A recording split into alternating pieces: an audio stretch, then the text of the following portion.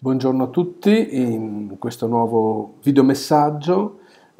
oggi parleremo di una situazione che ha cominciato a dare dei segnali diversi fino a quelli che si avevano fino a qualche giorno fa, ovvero di scricchioli nel sistema economico finanziario, in particolare per quel che riguarda ovviamente l'Italia, ma dovuti essenzialmente in questa fase al acuirsi delle tensioni sulla situazione della Grecia, però appunto gli influssi si vedono anche oggi per quel che riguarda lo Stato italiano, per esempio nell'andamento della borsa che ha avuto un ribasso notevole, mentre parliamo siamo oltre il 2,40% di perdite sulla borsa di Milano, e anche con una tensione sullo spread tra i Bund tedeschi a 10 anni, i BTP decennali italiani, che oggi ha avuto dei picchi molto elevati e che si è stabilizzato adesso su un valore attorno ai 137 o giù di lì di differenza di punti base. Questa è una situazione che in un qualche modo, tra l'altro, rivela una tensione generale dei mercati finanziari legata alla previsione che viene fatta ormai su un'uscita della Grecia dall'area euro o in ogni caso su una situazione difficile per quel che riguarda una sua permanenza legata a una situazione debitoria ormai difficilmente gestibile. Ma il vero problema che c'è legato alla situazione della Grecia è soprattutto connesso a un possibile effetto contagio sui paesi europei più indebitati e tra questo sicuramente dello Stato italiano, che rappresenta un'economia molto più grande rispetto a quella della Grecia e che avrebbe l'effetto, se fosse appunto come dire, contagiata dalla situazione greca, di mettere a grave repentaglio, in grave crisi, anche la stabilità dell'intera area euro, dell'intera resistenza addirittura dell'euro come moneta.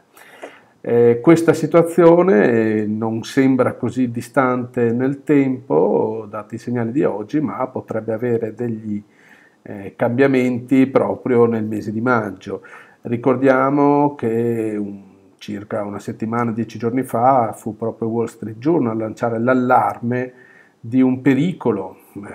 del vero pachiderma nascosto nella stanza dell'Europa, appunto rappresentato dallo Stato italiano, fissando una data alla quale stare molto attenti, che è il 13 maggio, data nella quale dovrebbero uscire le previsioni i dati sulla crescita del primo trimestre, dati che se dovessero confermare un segno meno, come è stato per i mesi di gennaio e febbraio, per la salute dell'economia dello Stato italiano, implicherebbero una permanenza nella recessione anche in una situazione congiunturale estremamente favorevole, con la situazione diciamo al contorno estremamente favorevole, quindi dato che pure in questo caso, in questa situazione di salute, l'economia italiana desse dimostrazione appunto di continuare a restare con il segno meno, beh, a quel punto probabilmente ci sarebbero poche speranze che, cambiata la situazione, aggravandosi, magari questa situazione possa cambiare. Quindi è chiaro che le nubi si stanno addensando, le preoccupazioni si stanno addensando, il sistema Italia sta dando dei segnali gravi di scarsa tenuta che contrastano decisamente con gli slogan estremamente positivi, estremamente come dire, rosei da parte governativa e non solo. Per quel che riguarda, diciamo, noi in Veneto, è chiaro che questo non deve che farci aumentare la nostra azione per accelerare l'ottenimento della piena indipendenza del Veneto, che oggi quindi deve passare per forza, per poter avere un'accelerazione, per le elezioni regionali. L'appuntamento è brevissimo, come sappiamo, per quanto ci riguarda, per quanto riguarda Veneto Sì, per quanto riguarda plebiscito.eu, che sostengono la mia candidatura a Presidente della Regione Veneto. L'appuntamento a breve è quello con la presentazione formale delle liste con le sottoscrizioni. Noi sappiamo che i partiti italiani, la maggior parte dei partiti italiani, hanno votato in Regione un'autentica legge truffa elettorale che esenta la maggior parte dei partiti italiani dal raccogliere le firme necessarie per presentarsi alle elezioni e obbliga invece chi come Veneto Sì, come plebiscito.eu rappresenta la società civile che nel corso degli ultimi anni è estremamente mutata rispetto al panorama di 5 anni fa,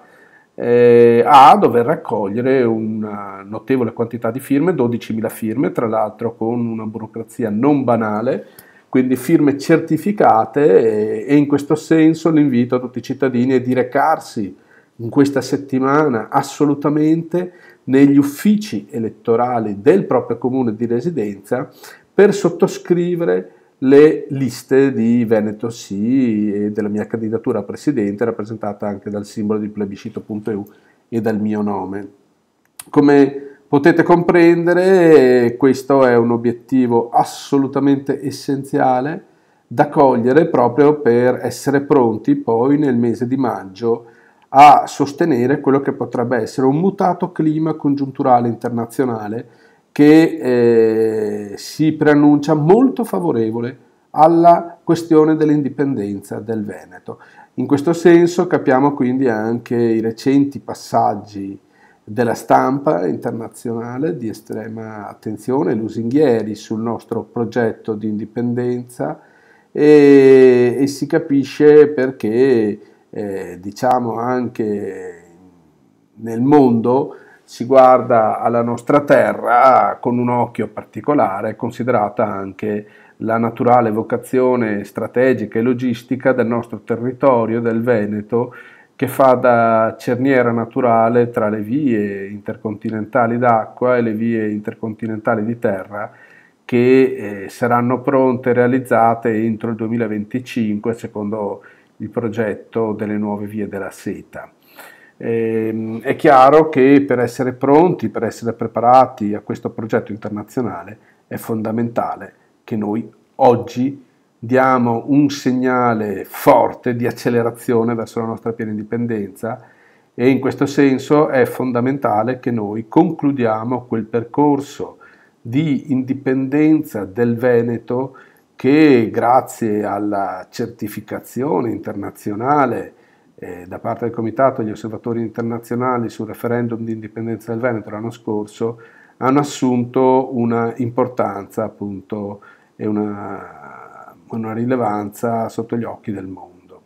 È quindi evidente che dobbiamo correre, dobbiamo prepararci per far diventare il Veneto una nuova Singapore d'Europa. Questo è il nostro obiettivo. Questo è, come dire, un appuntamento essenziale, perché se non lo dovessimo cogliere è chiaro che potremmo andare incontro a un trascinamento nella situazione di crisi sistemica che sta avvicinandosi e sta interessando lo Stato italiano, sotto i colpi di un sovraindebitamento e di un'incapacità di tenere il ritmo con le normali tendenze, la normale